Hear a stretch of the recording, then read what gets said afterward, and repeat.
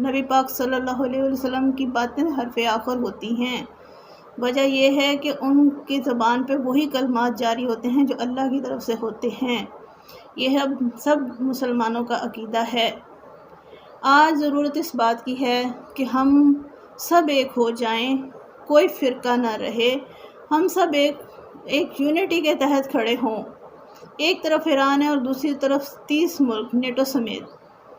اور وہ سب کے سب ایران کے ساتھ جنگ کے لیے تیار ہیں۔ اور سعودی عرب کا تو اللہ ہی حافظ ہے، جو مسلمان جن پہ قرآن اترا تھا، اور وہ اس حد تک گمراہ ہیں کہ جس کی کوئی حد نہیں۔ تو ہم ان سے توقع کیا کریں؟ اب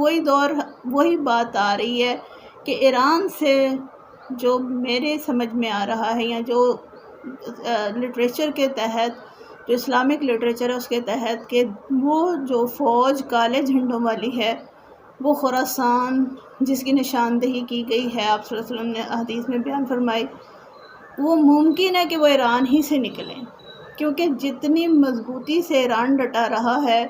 اور نہیں جو ہے ان کے سامنے سرنڈر کیا، تو اس کا مطلب یہ ہے، اور جس طرح ان کی عوام کھڑی ہو گئی ہے، وہ جس طرح سے انہوں نے احتجاج پروٹیسٹ کیا ہے، وہ چیز جو ہے نا وہ قابل تعریف ہے۔ ہم ایسے شاید ہی ہوتے، ممکن ہے کہ ہم میں سے کچھ ہوتے بھی، کیونکہ ہم میں بھی بہت سارے ایسے لوگ ہیں جو ڈٹ جاتے ہیں، اور پاکستانی عوام بھی بہت اچھی عوام ہے۔ اس میں میجورٹی ایسے ہیں جو اپنے دین کو نہیں بیچ سکتے، لیکن پھر بھی ہم اتنے پالشڈ نہیں ہیں جتنے پالشڈ وہ تھے۔